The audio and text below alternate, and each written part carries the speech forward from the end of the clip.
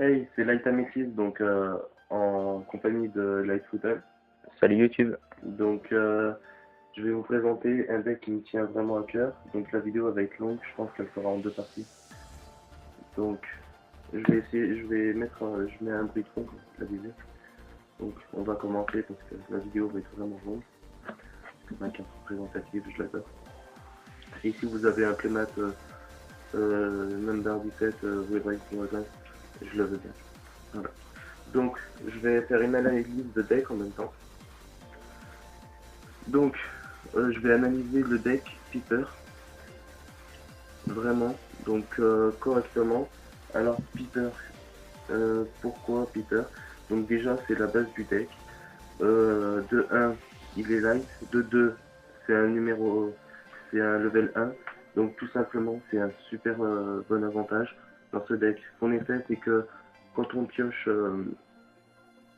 on le détruit du terrain et on pioche une carte. On révèle la carte. Si c'est une carte de level 1, on pioche encore une fois. Donc, et c'est seulement ça.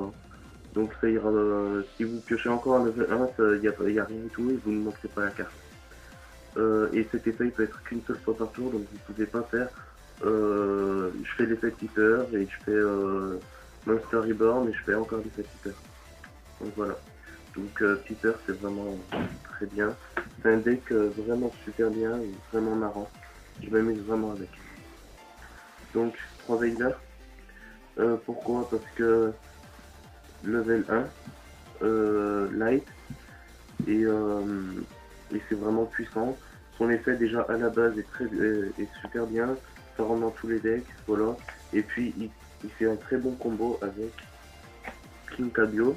Pourquoi? Parce que euh, Veiler c'est un synthoniseur. La plupart du temps les gens l'oublient.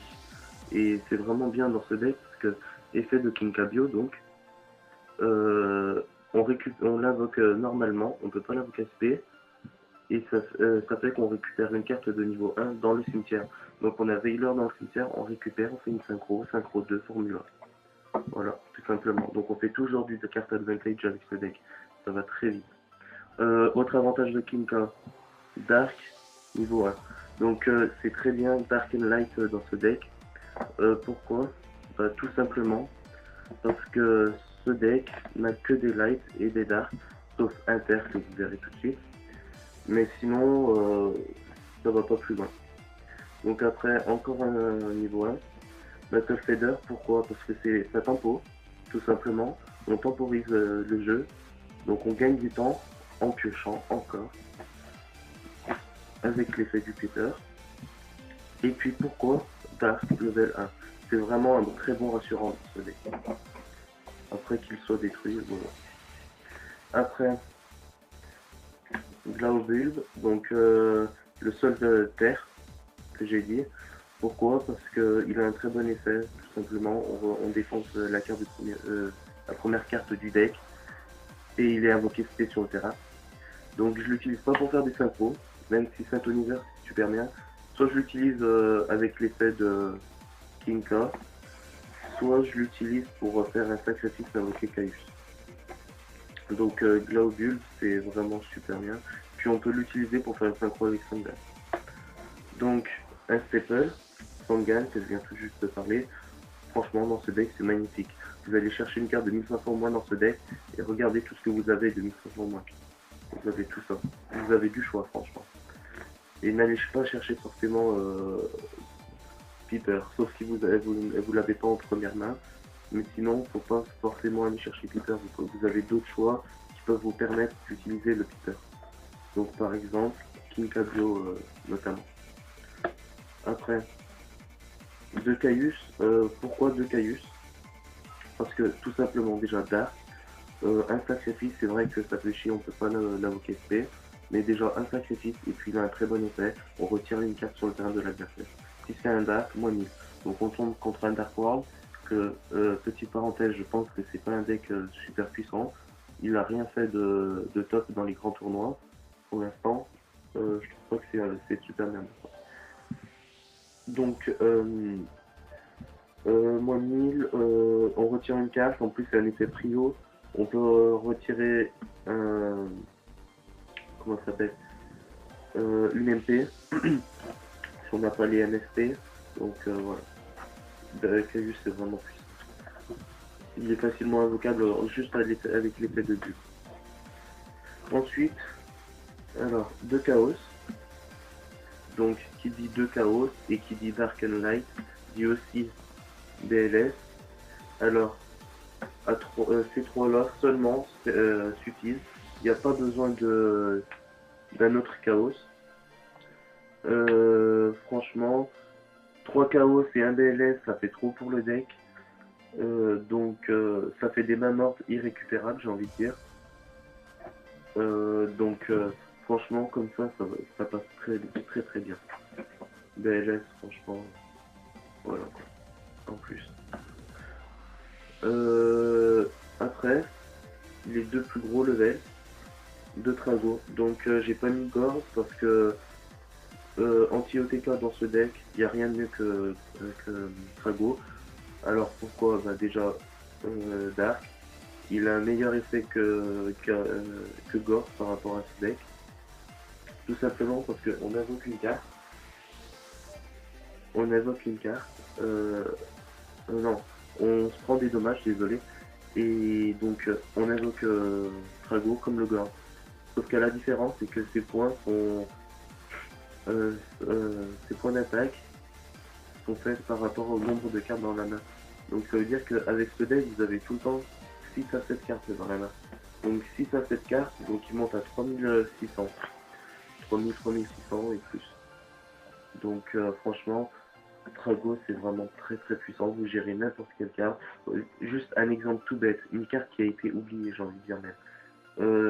Dragon Rouge Arc Démon. C'est une synchro. Je m'en fous que ce soit une synchro même. Elle a 3000.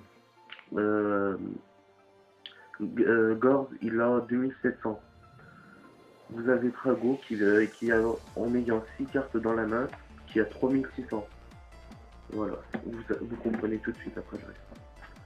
Trago, c'est vraiment une très belle carte. Donc après, dans les monstres, c'est fini pour les monstres. Donc vous avez vu qu'il manque une carte que les Américains mettent toujours dans le Piper. Et que personnellement, je trouve que ça sert à rien. C'est le Tengu, tout simplement. Pourquoi j'ai pas mis Tengu? Parce que vous invoquez le Tengu et à côté, avec Piper, vous piochez. Et en piochant, vous allez piocher les Tengu que vous auriez dû ne pas avoir. Donc c'est vraiment n'importe quoi. Ça sert à rien de mettre Tengu dans ce deck. C'est pas très puissant dans ce deck. Sinon dans les autres decks, Tengu Synchro, bah, bien sûr que c'est puissant. Mais voilà, pour ce deck, c'est vraiment de la merde, j'ai envie de dire. Après, on passe au magique. Donc MST, c'est un grand staple. Pour ce deck, c'est super puissant. Si on me disait, vas-y, tu as le droit à 5 MST, je mets les 5. Vous balayez le terrain adverse super facilement. Vous allez les chercher très vite. Donc, effet Jupiter toujours. C'est super puissant. Franchement, il n'y a rien à dire. Il me sert tout le temps. Après, Book of Moon, c'est du staple. On répète plus son effet. Contre Christian notamment, c'est très puissant. Moi je témoigne, c'est très puissant contre Christian. Mais franchement, ce deck, le seul deck qui peut bloquer celui-ci pour l'instant, je pense, vraiment, c'est le Agent Perry, parce qu'avec l'effet de Christian, on est complètement bloqué. On peut plus invoquer SP et ce deck est basé que sur les invocations SP.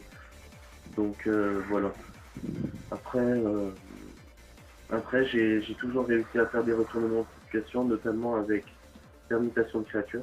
Donc je les ai dans mes boîtes de communes, mais j'en ai tellement, j'ai la flemme de chercher. J'ai mis des petits papiers, voilà. C'est super bien pour complètement changer la partie. Contre Christian, mais c'est vraiment magnifique. Vous pouvez faire aussi des combos avec Mind Control qui a staple aussi en ce moment. Entre Mind Control et permutation de créatures, vous faites des trucs vraiment magnifiques. Vous retournez complètement les situations grâce à ça. Contre Christian, contre plein de trucs. Euh, ensuite, Pot d'Avarice, c'est un step-up pour ce deck parce que on va chercher 5 cartes et on pioche 2. 5 cartes, on remet dans le deck, on pioche 2. Les cartes elles passent très très vite dans ce deck. Donc voilà. Et puis on fait toujours du card advantage. C'est ça le but de ce deck, du card advantage. Après, un staple aussi pour ce deck. Qui dit niveau 1 dit 1 for 1. On répète plus son effet. On défausse une carte, on pioche, on va chercher une carte de level 1 dans le deck, on invoque spé. Donc c'est très bien, si on a des Kinka Bio dans la main en trop et qu'on n'a pas de Piper, on défausse un Kinka, on va chercher un Piper, Piper est fait. Tour d'après, on a un autre Kinka, donc on invoque le Kinka, on récupère le Piper. On avait fait l'effet le tour d'avant grâce à 1 for 1. Donc c'est super puissant. Après, de bons moteurs de pioche. Donc pot de dualité, j'en mets pas trois tout simplement parce que faut modérer. C'est pas parce que pot de dualité c'est trop puissant, c'est sorti en super, etc. qu'il faut bourronner dans son deck. Faut en lâcher 3. Non, c'est à 2 ça va très bien. Surtout dans ce deck, parce qu'avec les invocations spé, ça peut tout bloquer. Quoi. Ça peut tout bloquer, il faut les jouer avec modération surtout. On n'a pas de Piper, c'est le début du duel. Pas de Piper, pas de Piper, pas de Piper. Bon allez, on sort le pot de dualité. Tiens, un Piper, c'est parti. Franchement, vous commencez avec un Piper, vous avez gagné presque. Après, il faut gérer. En fait, ce qu'il faut, c'est avoir le Piper le plus vite possible. Donc, pot de dualité vous permet d'avoir le Piper le plus vite possible. Ensuite, 3 staples. Violent orage, Monster Reborn, Dark Hole. Donc on répète plus, je fais revenir un monstre, je détruis tous les monstres, je détruis tous les MP. Voilà. Après, on passe au piège, j'en ai mis que 5. Et ça sera le moment où je vais plus parler, je pense. De bottom. Pourquoi? Alors, de bottom, tout simplement, parce que c'est mieux que Solemn Warning. Dans ce metagame, en ce moment, le Solemn Warning et le Solemn Jugement vous fera perdre complètement les parties. Dès que vous perdez un peu de points de vie maintenant avec dans ce méta, vous tuez tout seul tout simplement. C'est un compte à rebours que vous vous donnez. Donc vous perdez 2000 de points de vie, c'est un quart de votre vie. Un quart de votre vie, c'est énorme. Regardez, Trappe sans fond, c'est une commune. Vous allez dans la boîte de commune de votre ami, vous la trouvez sans problème. Vous allez vers quelqu'un, t'as pas un bottom, laisse Trapole, s'il te plaît. Si j'en ai, allez hop, ça coûte que dalle, c'est une petite commune, l'autre elle est en super, comme le pot de dualité là.